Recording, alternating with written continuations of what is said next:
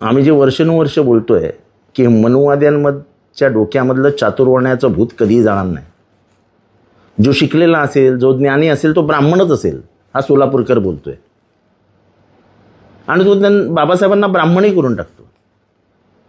आता ह्याच्या कानाखाली जाळ काढला, म्हणजे कानशिलात वाजवली की ह्याच्यातला मनुवाद बरोबर झाला.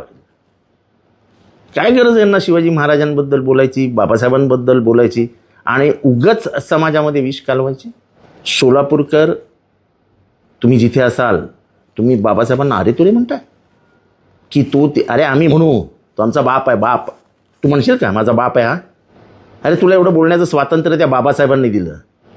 गप आपले शब्द मागे घे. शिवाजी महाराजांबद्दलचे मी मागे घे आणि यांच्याबद्दलही मागे घे. नाहीतर कोणी नाही मारलं तरी चालेल, पण मी तुला जोडणार, मी तुला मारणार. बाबासाहेबांचा आणि शिवाजी महाराजांचा अपमान आम्ही नाही सहन करणार. लोकांना काय म्हणायचं ते म्हणू द्या. थेट तू त्यांना ब्राह्मण करतोयस आणि अरे तुरे, अरे तुझी लायकी काय? कुठेतरी एका पिक्चरमध्ये एक भूमिका घेतली म्हणजे तू काय मोठा अमिताभ बच्चन झालास की काय?